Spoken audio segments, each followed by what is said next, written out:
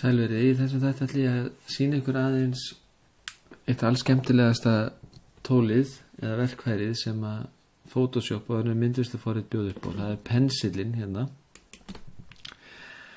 Með það tólvali þá sjáum við að hérna efst uppi fær maður allskins stillingar fyrir tólið og meðal annars ótrúlega mörg form á pensilinn. Það er ekki bara þessi venjulegu hringlaga sporuskilaga, heldur getur í raun og veru hvaða mynd sem er orðið að formi fyrir pensilinn. Sér sjáum við hvernig formið fyrir gras og laufblöð geta orðið að penslum. Við erum ekki endilega bara bundin af þeim formum sem að til er í Photoshop. Maður getur fundið alls konar form á netinu, til dæmis með því að slá með leitarorðið Photoshop brushes. En maður getur líka búið sér til sína eigin pensla, sína eigin form.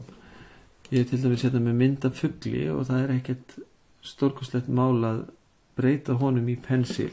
Ég vel einfallega þann hluta myndarinnar sem ég vil að verði pensilinn. Fyrir í Edit og Define Brush Presets.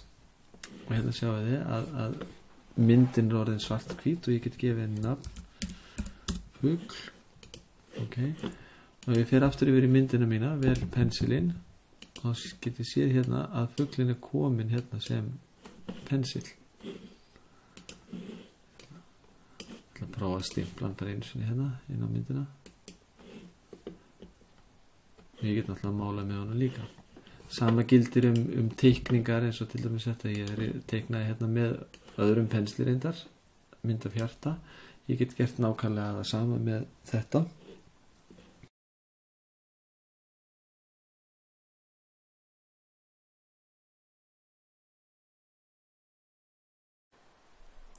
Það eru fleiri stillingar fyrir pensilinn.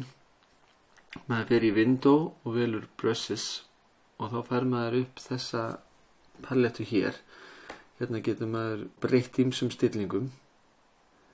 Til dæmis hversu mikið pensilinn dreifir sér og hversu reglulega hann dreifir sér og svo framvegis og hversu langt er á milli mynda.